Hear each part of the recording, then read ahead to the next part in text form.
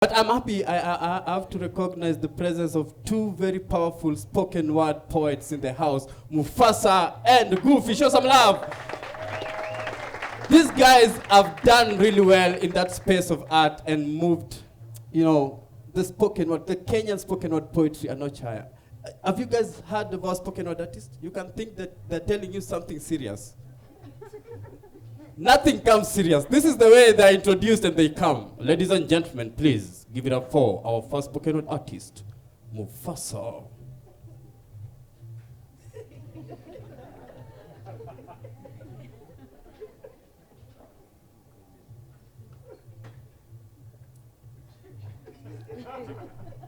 Hapa Nairobi,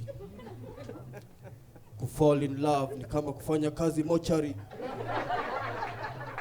Juu na deal na mtu amekukufia.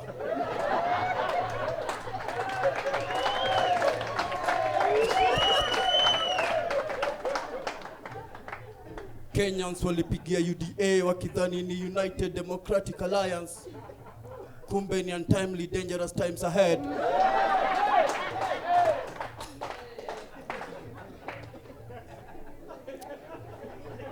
Demu wangu ameacha kunitumia SMS. Squeezy ananiandikia tu letters.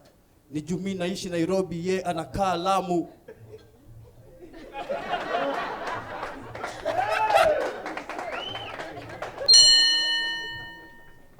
So behind me were two men, a Tanzanian and a Kenyan, and they were arguing. So historically, originally, did Mount Kilimanjaro belong to Kenya or Tanzania? And honestly, me, myself, personally, I thought they should just Google it, like it's in Google. So I was about to tell them that, but the Gen Z girl behind them was quick to intervene. She was like, hey guys, your arguing is not giving. We are in the 21st century. Why don't you just ask the mountain what it identifies as? Is it TZ or KE? Hashtag LGBTZKEI. But we looked it up, and it turns out it's true. At some point, Mount Kilimanjaro belonged to Kenya, but Queen Victoria gave it as a gift to the German Caesar or something during his birthday. But that was very long time ago. So you can see that for a very long time in history, women have mastered the art of giving useless birthday gifts.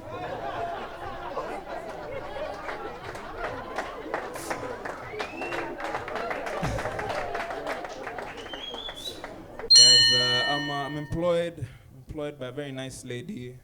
She's quite old though, and she herself has cancer, but she comes into work every day. Every day she still comes into work. It's inspirational. But I don't like it. You know, it makes it very hard to ask for sick leave. Your boss with cancer comes.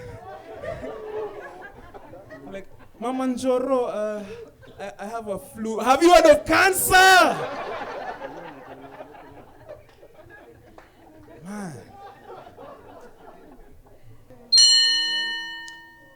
A few months ago, I was dating a Somali girl, and we had to break up.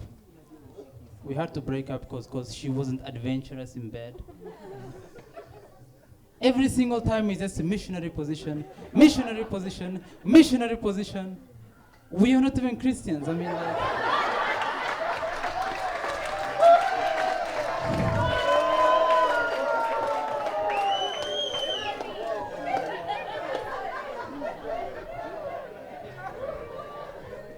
and then after that, I decided to do a different thing, right? I decided to date a Kenyan chick for the first time. And because I wanted to try a different flavor for once. I decided to date a Kenyan chick, and that shit was going well for like 2 to 3 hours. Until she started getting emergencies left or right, you know. She was like, send me 2K urgently.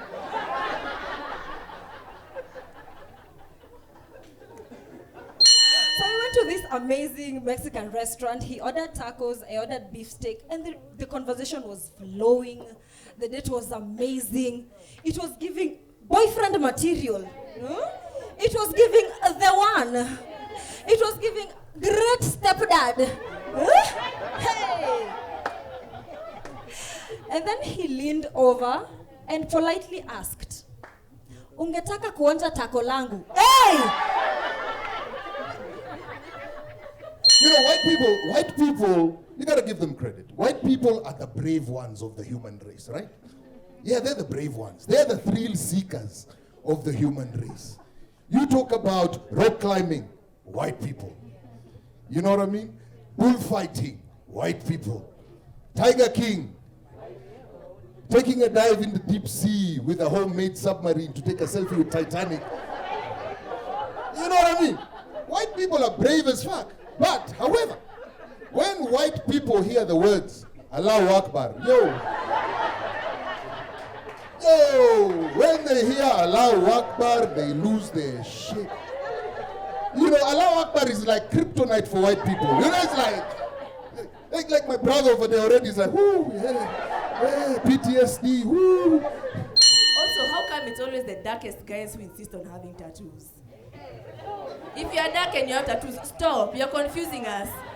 You meet someone, they're like, oh, I just got new ink. And now I have to act like I can see that ink. I'm like,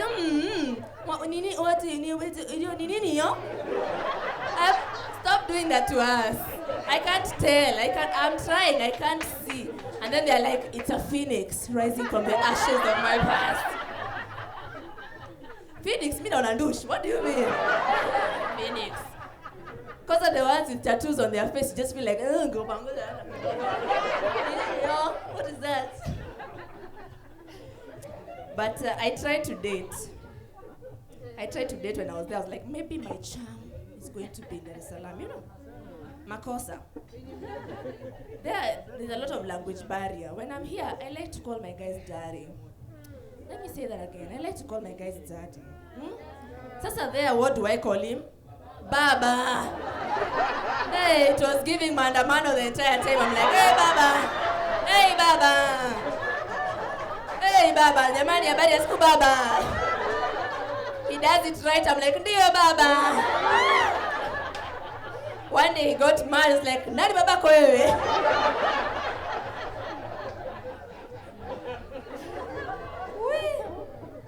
It was hard, but I concluded I'd rather our own men. Watcha, let me deal with the devils I know than those strengths I don't know. What a break, like I'm Dave Chappelle or something.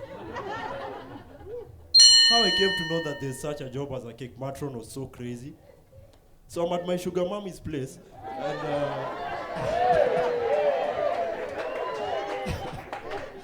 so I'm at her place, and as I was recuperating, after giving her 2 minutes of my honest work,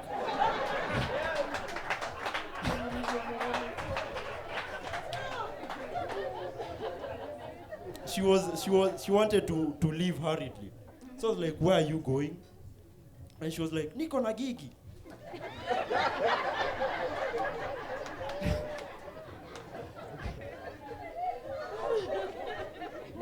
You know. And she leaves hurriedly. So about that time, I myself decide to leave and go crash a wedding for lunch. And I find her interpreting the cake in that wedding. So this was the gig. And she was like, hii keki vile mnaona, ni refu, ni kubwa, ni tamu. And I was like, is she talking about my dick?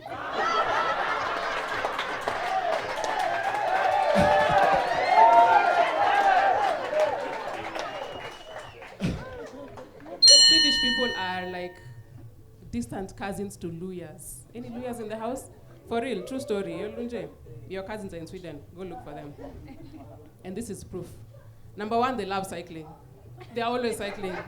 All the time, we are cycling. I'm like, we can afford cars. I was just cycling. Number two, they love chicken. Wow. Those guys love chicken. And number 3, this one, for real. Even go to the Swedish embassy tomorrow, for real. Anyone has a Luya house manager? You know that thing they do when you call them like, Scholar! I kid you not. Swedish people are like, Yani, the first time I heard it, I was like, let me try this again. Anneli, I said, oh my God, they're here. Mama, they're here, they're looking for me. There's a war happening in the Ukraine. There's a war happening in the Ukraine. White people feel that Africans have betrayed them by not supporting Ukraine. White people, I'm gonna be honest with you. This war has got nothing to do with us. This is squarely on you. We are not choosing sides. We are just not getting involved in your bullshit. White people, we've been involved in every fucking war you've been in.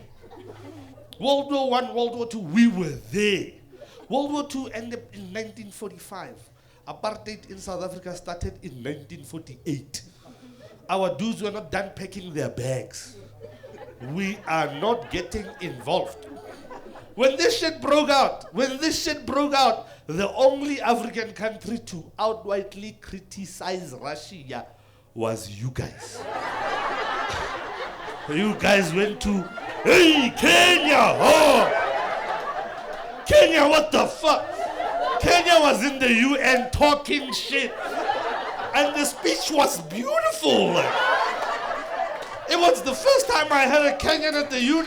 He was making sense, but it was the wrong time. This motherfucker is talking about, a sovereign land deal. Dude, this guy was talking. All of Africa was going. Kenya, shut up. We looked at your neighbors, Tanzania. We looked at Tanzania. We're like, hey, Tanzania, how do you say shut the fuck up in Swahili? And Tanzania looks at us and goes, hey, Kenya doesn't speak Swahili. Just.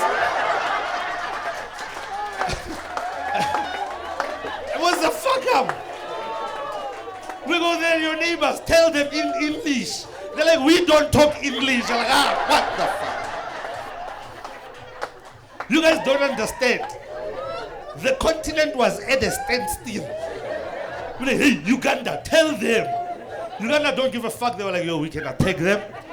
We can take Nairobi in 2 weeks. We're like, what the fuck? What the fuck is up with Uganda?